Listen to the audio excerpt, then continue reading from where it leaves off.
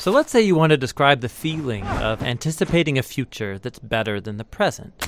You might be giddy or excited or maybe unsure, but most of us know that experience. We call it hope. It's a state of anticipation, and it's crucial for healthy human existence. And it's a really important concept in the Bible. In fact, there are many words for hope in the ancient languages of the Bible, and they're all fascinating.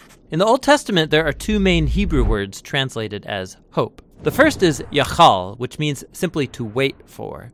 Like in the story of Noah and the ark, as the floodwaters recede, Noah had to yachal for weeks. The other Hebrew word is kavah, which also means to wait. It's related to the Hebrew word kav, which means cord. When you pull a kav tight, you produce a state of tension until there's release. That's kavah, the feeling of tension and expectation while you wait for something to happen.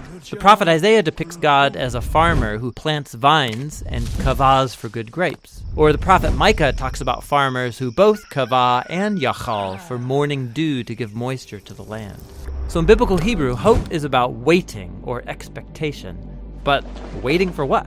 In the period of Israel's prophets, as the nation was sinking into self-destruction, Isaiah said, "At this moment, the Lord's hiding his face from Israel, so I will kavah for him." The only hope Isaiah had in those dark days was the hope for God himself. You find this same notion of hope all over the book of Psalms, where these words appear over 40 times. In almost every case, what people are waiting for is God. Like in Psalm 130, the poet cries out from a pit of despair, "I kavah for the Lord, let Israel yachal for the Lord, because he's loyal and will redeem Israel from its sins." Biblical hope is based on a person, which makes it different from optimism. Optimism is about choosing to see in any situation how circumstances could work out for the best. But biblical hope is not focused on circumstances. In fact, hopeful people in the Bible often recognize there's no evidence things will get better, but you choose hope anyway. Like the prophet Hosea, he lived in a dark time when Israel was being oppressed by foreign empires, and he chose hope when he said God could turn this valley of trouble into a door of hope, like the day when Israel came up from the land of Egypt. God had surprised his people with redemption back in the days of the Exodus, and he could do so again.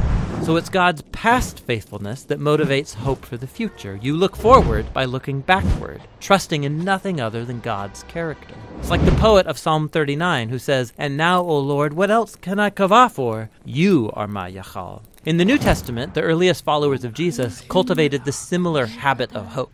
They believed that Jesus' life, death, and resurrection was God's surprising response to our slavery to evil and death.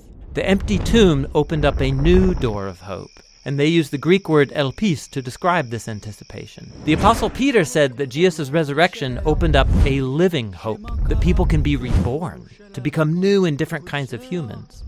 More than once, the Apostle Paul says the good news about Jesus announces the elpis of glory. In both cases, this elpis is based on a person, the risen Jesus, who has overcome death. And this hope wasn't just for humans. The apostles believed that what happened to Jesus in the resurrection was a foretaste of what God had planned for the whole universe. In Paul's words, it's a hope that creation itself will be liberated from slavery to corruption into freedom when God's children are glorified.